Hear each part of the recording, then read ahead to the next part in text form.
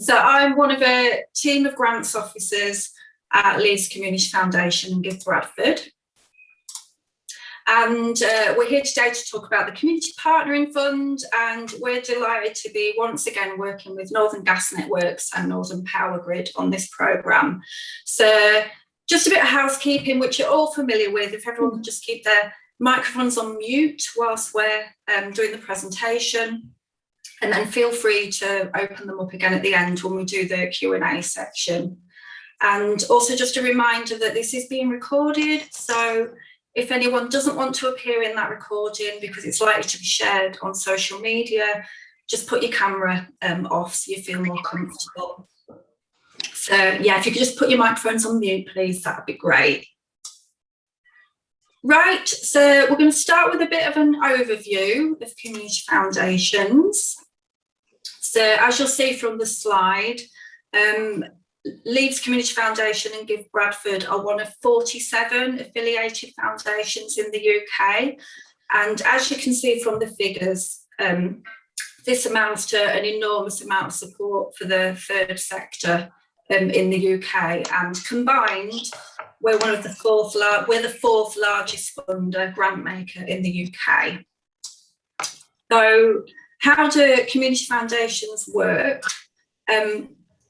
Well, we welcome donations in a multitude of ways from individuals, from businesses, and that funding is then funneled back into kind of local communities, local support, other charitable organisations. So it's essentially a great way for donors and members of the local community to feel assured and confident that that money is meeting local need and priority and having good impact on local communities. Somebody's just mentioned patchy sound. If anyone else is having issues, let us know. Right, so today we're going to look at the Community Partnering Fund. And I do advise that you look at our website if you haven't already and read the more detailed criteria. But we're just going to give you a very kind of brief overview today. So Northern Gas Networks and Northern Power Grid, this is a programme that's really passionate to them because it's about tackling issues that they, as utility companies, just feel are really close to their heart. There are grants available of between £1,000 up to £10,000, although priority is given to applications for funding up to £5,000. So as you'll see from this slide, in terms of what we're seeking to fund, there are 6 main themes. So just running through those really quickly. They are about alleviating hardship.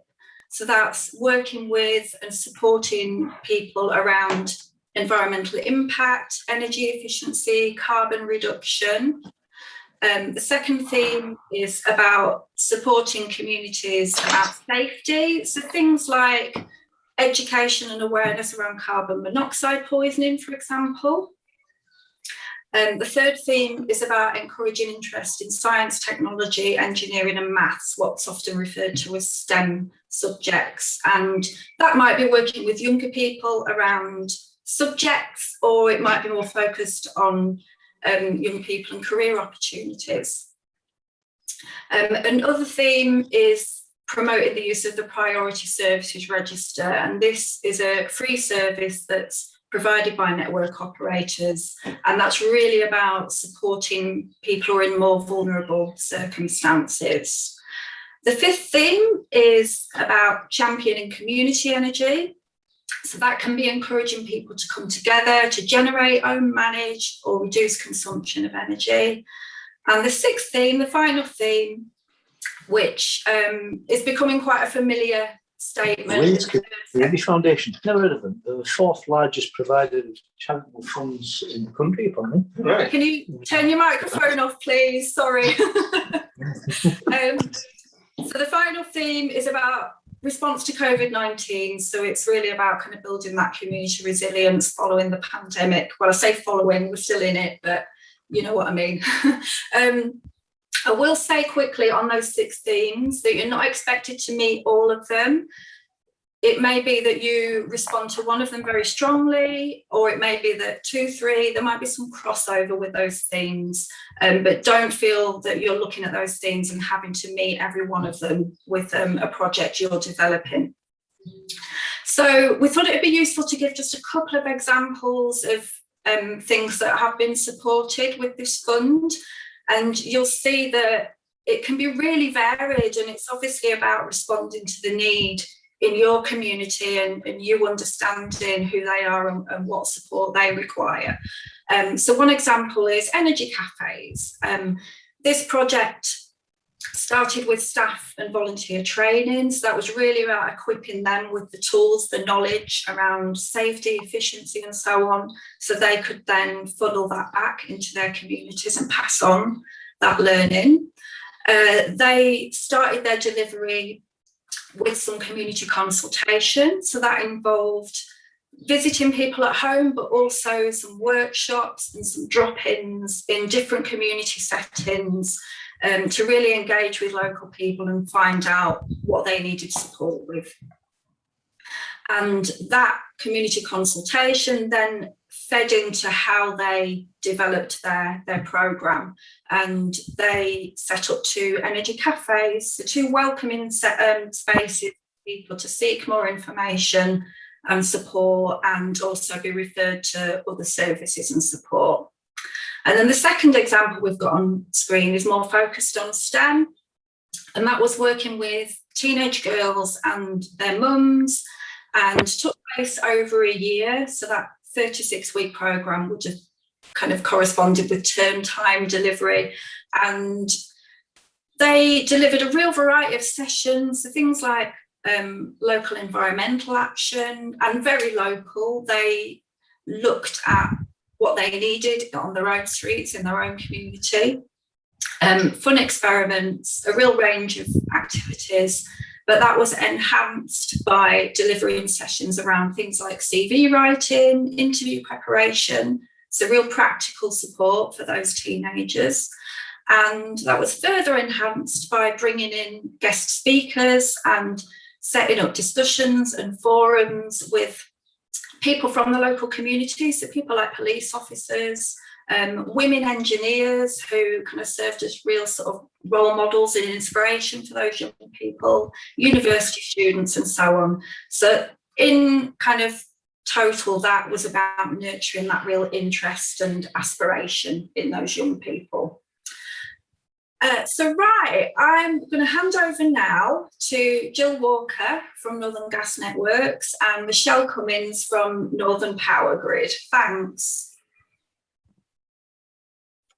Yeah, morning. I'll just introduce myself first and take you through a bit of Northern Power Grid's projects and what we do, and then I'll hand over to my colleague Jill. So I'm Michelle Cummings, I'm the Social Responsibility Manager at Northern Power Grid. And we are the electricity distributor for the North East Yorkshire and North Lincolnshire. And we've had a community fund for a number of years, but in 2018 we merged with the funds with Northern Gas Networks. We have a similar geographical patch, we have a similar social obligations in terms of helping vulnerable customers and community organisations. So it made much more sense to bring the funds together. Also gave us an increased pot.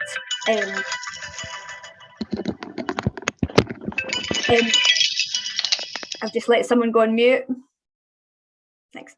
So it gave us an increased pot and more reach. So we've worked with Leeds Community Foundation since 2018 when we brought the funds together.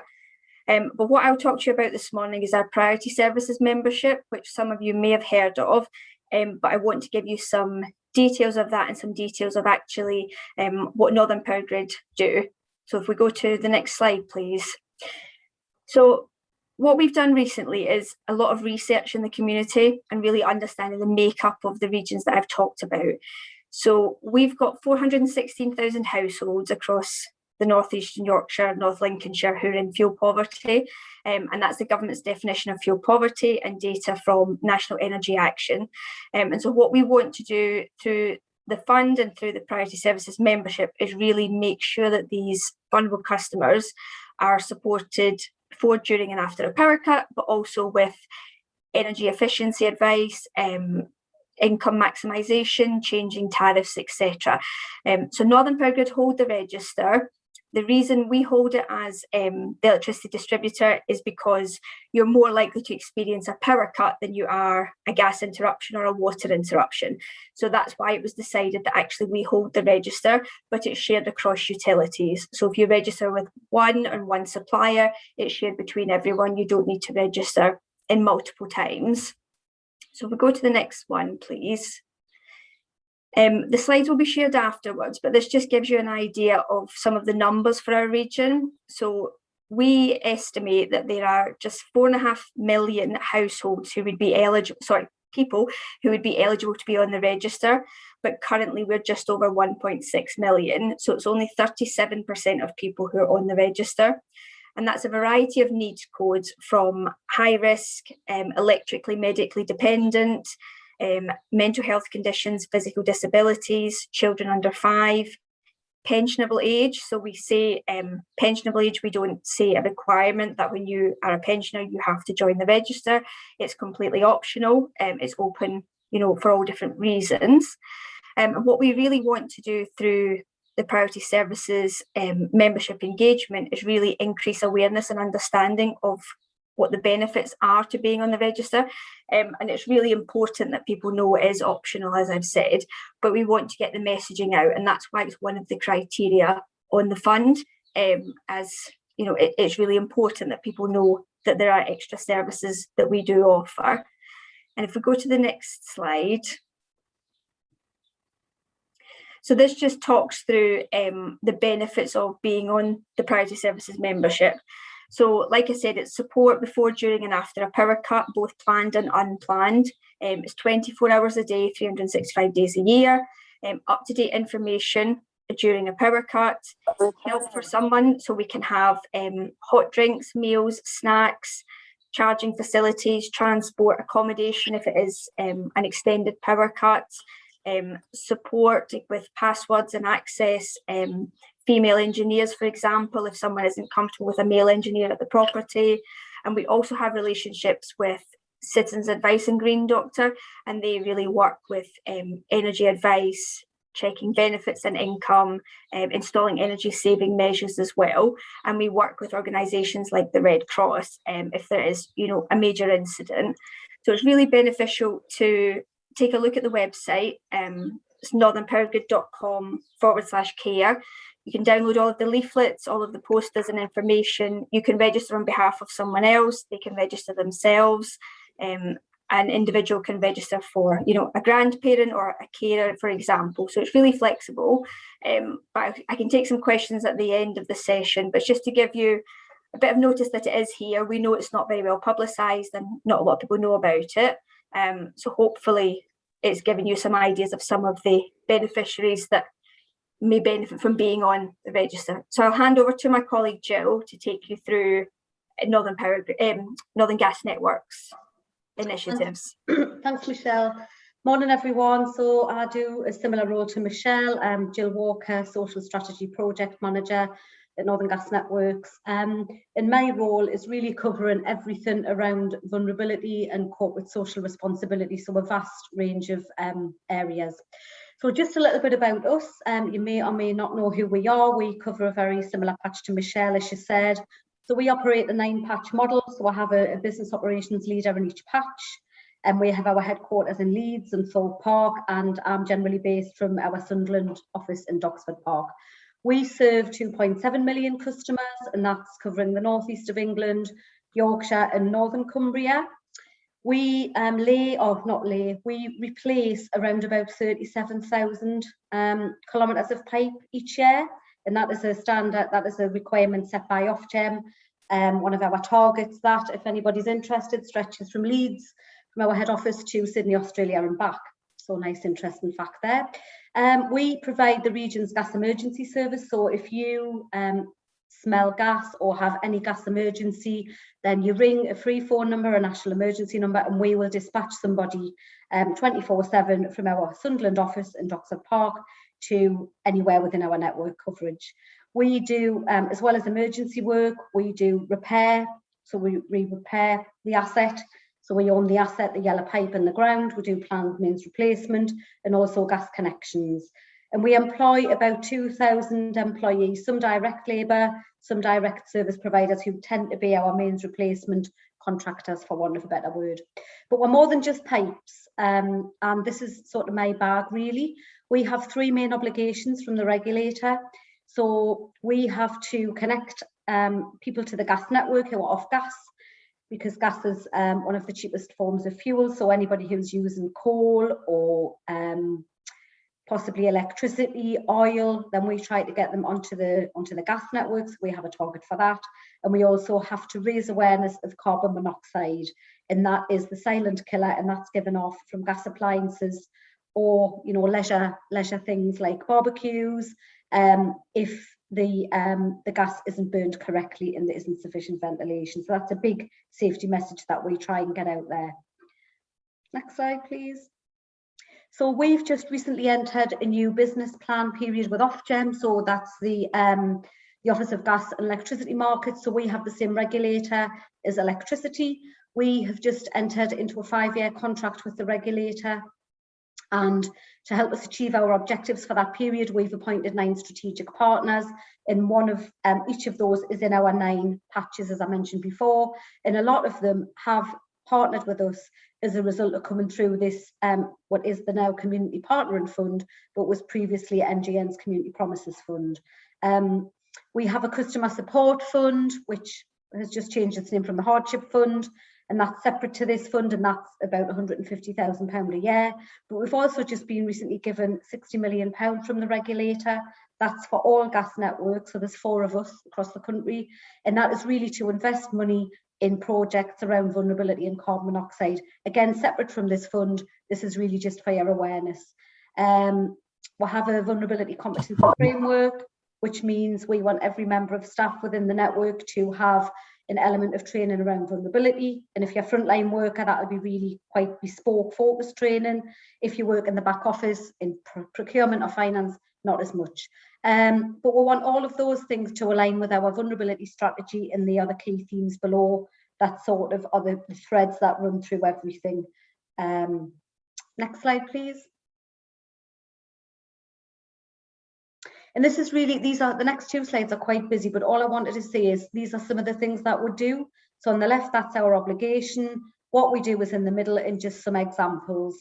I'll not go into loads of detail because the slides are going to be shared, but suffice to say, we partner with a lot of people, Electricity Northwest, Northern Power Grid, we're 9 strategic partners.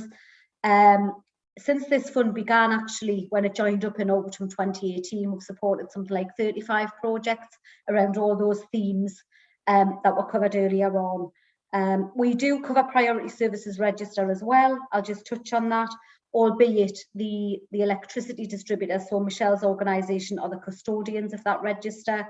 As she said, we in gas tend to have about 3 or 4 big gas supply interruptions a year, whereas I think the electricity network operators have sort of hundreds, 300, 400 a year. Next slide, please. Around carbon monoxide, because this is one of the themes within the fund. This is all about raising awareness. So we work with government, we'll work with, we'll have a safety competition each year with the gas distribution networks. And that's really just to raise awareness in Key Stage 1, Key Stage 2 school children. We are the only gas network who are BPEC accredited, so me and a colleague can deliver carbon monoxide training to our partners. And of course, we can also provide carbon monoxide alarms. We don't give them out as a matter of course, unlike the other gas distribution networks, because we feel education around carbon monoxide is more important. Obviously, if you give somebody an alarm, they need to understand why they've got that. But that is something that we also do as well, and alarms are given out on merits. Next slide, please. And that's me. Thank you. Right, thank you, Michelle and Jill. If anyone does have any questions specifically relating to their presentation, do feel free to pop them in the chat and we'll try to pick those up at the Q&A at the end. So we're going to have a quick look at the application process now. And again, I will refer you to the criteria document. Do make sure you read that if you're thinking of applying, because full detail is in there. But this is a summary, so you can see that constituted community groups can apply, so any sort of registered charity, social enterprise, not-for-profit. That means you'll have some sort of governing document, and you'll have a management committee or a board of trustees, whatever language it is that you use, of at least 3 unrelated people. You'll also need a bank account for the organisation with at least 2 unrelated signatories for transaction. And as I said, full details about that is on our website and on the criteria document. If you wanted to discuss anything with us, do feel free to get in touch. And just be aware that the deadline for applications is the 2nd of August, and that's strictly at 12 noon. We anticipate that decisions will be made and people informed around October 2021. And just a little bit of kind of guidance around the application process. So again, deadline, just be aware of that. When you do submit, you're also going to be asked for various documents. So we'll ask for a copy of your constitution or governing documents, your accounts. If you don't have audited accounts, a kind of detailed spreadsheet of your income and expenditure for the year, and also that information around trustees. And if you are working with vulnerable communities or children and young people, we'll ask for a copy of your safeguarding documents as well. So do make sure you've got all of that ready before you press that submit button. And just check that your budget's detailed. I mean, it's just things like when you are ready to submit, just reread everything, check everything is there that's needed, and spell things out for us. Don't assume that we know your communities or what it is you're wanting to do. Just really spell it out for us and assume that we know nothing, and then that'll be really clear and concise when you submit your application. Also be aware that you are expected to report on your activity. So for this particular fund, we have 2 reports that will be sent out to you. So we have what's called an interim report. So roughly halfway through the funding period, you'll be sent a report, and that's your opportunity to just update us on how things are going. You know, is spending on track? Has anything cropped up that you weren't anticipating? And just tell us how it's going. Tell us what's working. Are there any challenges? And if anything kind of crops up that you want to discuss with us, do get in touch. So particularly if you feel that there might be any significant changes to the project, do let us know about that. And that might be to do with spending, or it might be to do with the delivery and what it is you're doing. And sometimes that can be a really positive thing. So it might be that the communities you're supporting have had a brilliant idea that you hadn't thought of. So you want to kind of shift the direction slightly. So do just sound us out about that. And of course, there'll be a final report at the end of the funding period. And if you're lucky enough to be successful with your application, you are awarded funding, you'll get all of that information about that reporting and those processes. So do be aware that when you are planning your projects and ready to start delivering, refer to those documents so you can use those to inform exactly what it is you need to be capturing from people and how you need to be gathering that information and feedback and case studies and data and all of those lovely things that tell us about how it's going. Right, I think we're on to the Q&A section now, if anyone's got any questions.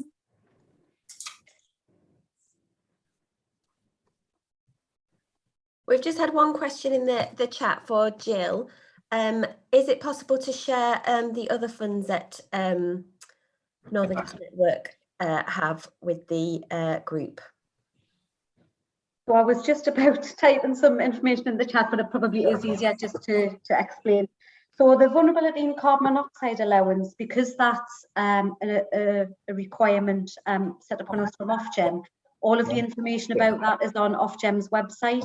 Our website still is, our web page specific to that isn't quite finished yet, but it basically can be any project that is related to carbon monoxide or vulnerability, but all the information, eligibility criteria, etc., is all on the website. And it basically means any partner can come to us and say, we've got a great project and we want £25,000.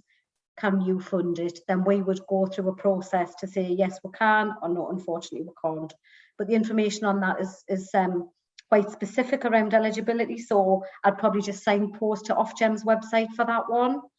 Don't know if that answers that part of the question or not. In terms of the Customer Support Fund, what was previously known as a hardship fund, that was a bit misleading. It's a fund of £150,000, but we have 4 partners who deliver that fund on our behalf, albeit one of them is around benefits advice, and we that partner is Groundwork, and they can, that service can be used. So if any of you guys have got people who need benefits checks, etc., then you could just contact Groundwork, and we fund an employee or 1 or 2 employees there to provide benefits advice.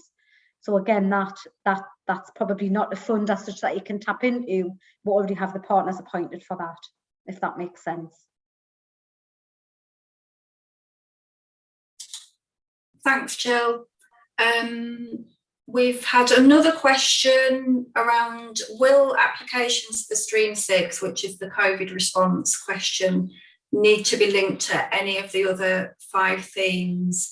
And Jill and Michelle, I'd really like to get your input on this, if that's okay.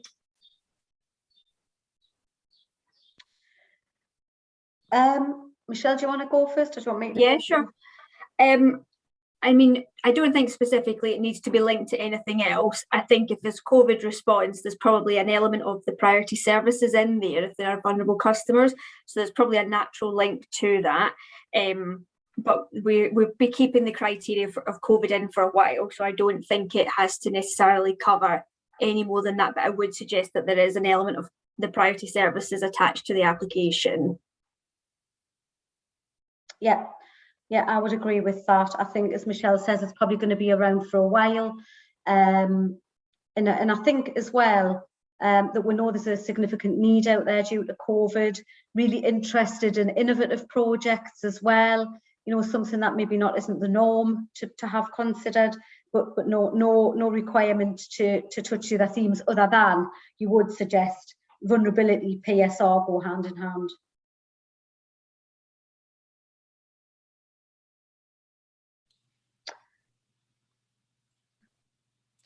Maria, there was a couple of other questions. Yeah, apologies, I lost my chat box for a second. So what have we got? Oh, do you prefer to fully fund a project or have match funding? With this particular programme, it could be either, as far as I'm aware.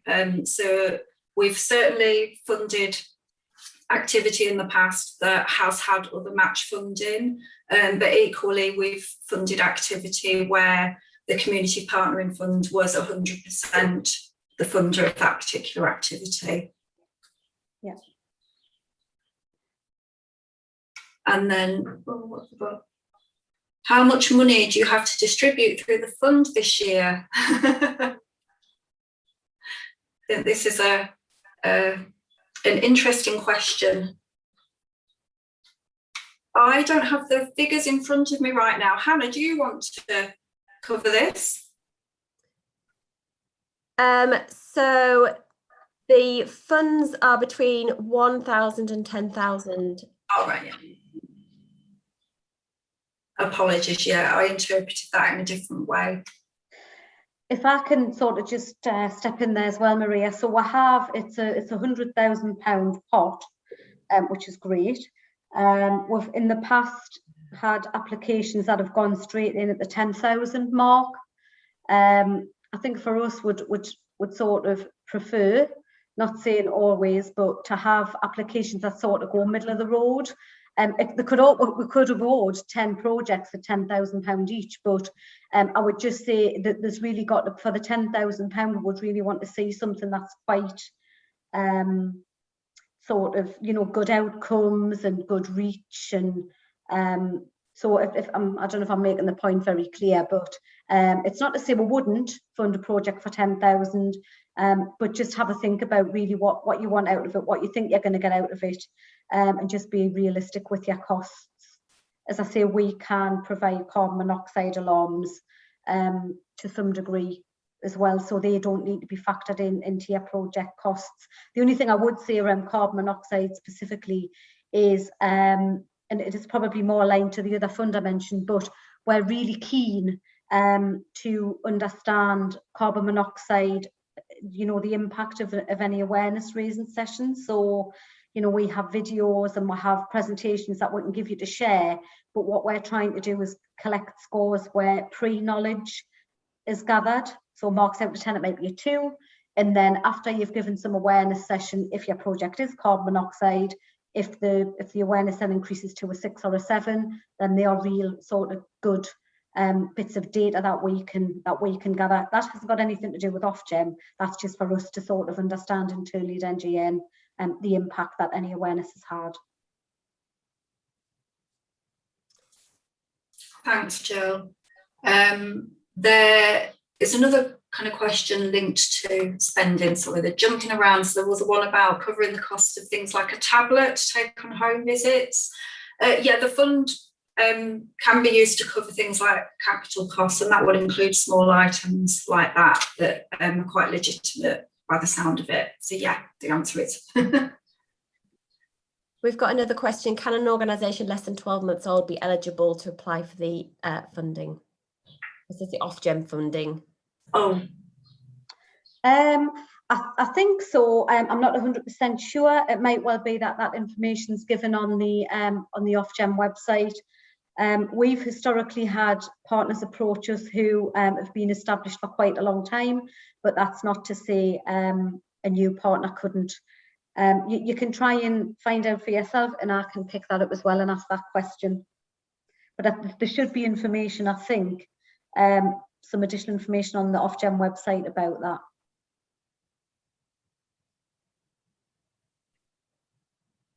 But I suppose we would initially try and encourage partners to, as I've said in the past, a lot of our partners have come through this route where this is deemed to be sort of seed funding, as it were. And then if these projects can demonstrate that they're scalable, replicable, sustainable, then the likelihood is we could fund from that separate part bigger projects. If that makes sense. There's another question about funding. If funding is 100,000 across the whole of the north, would funding likely be limited geographically, so one per local authority area? I mean, Jill and Michelle might want to jump in on this, but what we look for a good spread. So we obviously wouldn't want to funnel all of that funding into just one local authority area. We want to kind of support the north as best we can. I don't know whether Jill and Michelle want to elaborate. Yeah, agreed. I think we look for a bit of a spread. There does tend to be a concentration of applications in areas of, you know, high density. So we have a lot in Newcastle, we have a lot in Leeds and Bradford, but we do try and spread out, but we don't limit it to say it's only one per area that we would look at an application for.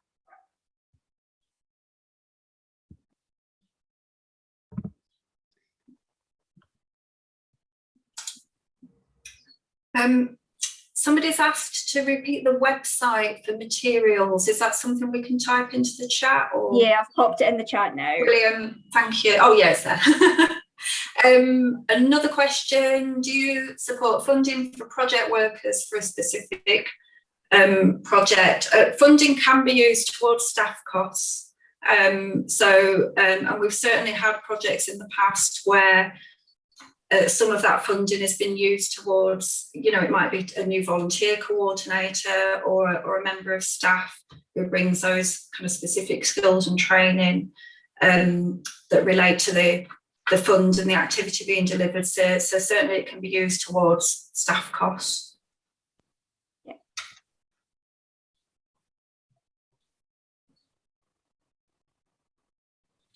Another question, Maria, do you want me to go for that? Yeah, go for it. Can we apply for programmes working with under 18s? In particular, our programmes involve STEM subjects.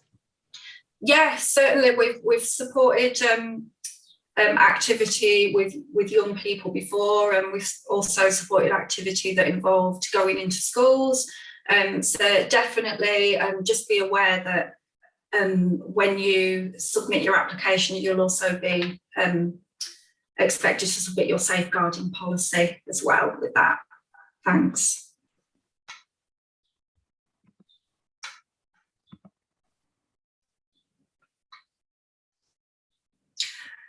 Is there anything else? Have I missed anything?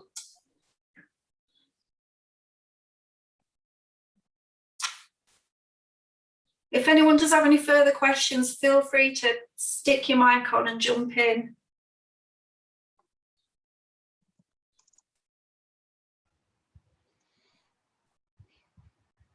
Okay. Hi, yeah.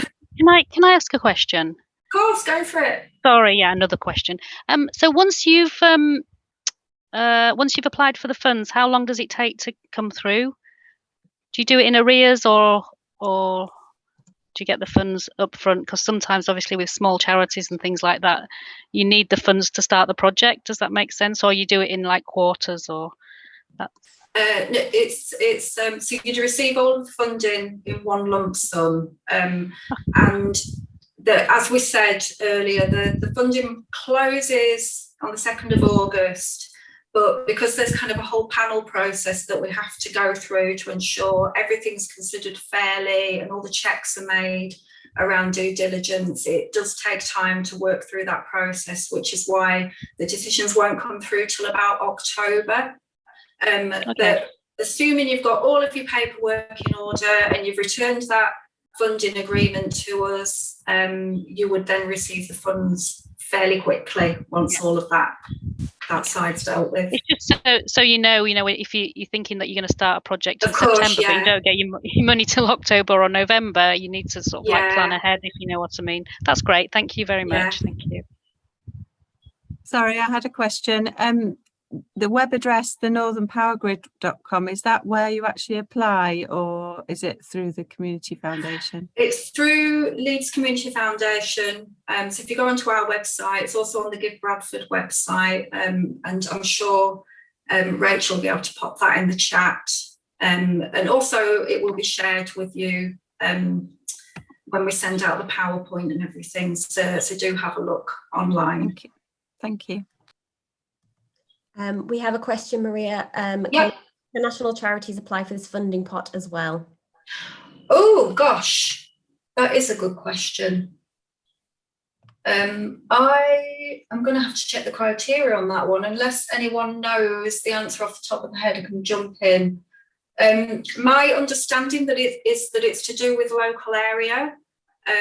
So if the funding is being used to support activity primarily in one of the areas that's on the criteria document, it may be that a national organisation not based in that local area could apply, but I think I'm going to have to double check this one. Sorry. If anyone else knows the answer off the top of the head. Maria, if I can come in there. So historically we've given we have given funding to small amounts of funding, obviously up to 10k, to Citizens Advice, to Age UK. However, the off-gem funding, which is the bigger pot, if it's a bigger project worth more than you think, maybe 10k, then it might be this other fund that it would be better suited to that. Thanks for that. Anything else? Any more takers?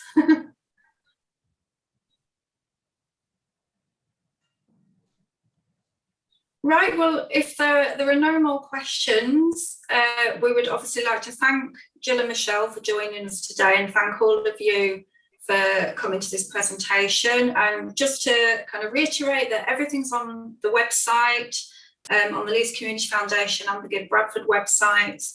And of course, we'll also be sending out links to this presentation and the PowerPoint. So you can kind of get in touch with us if you do kind of think of any questions later on.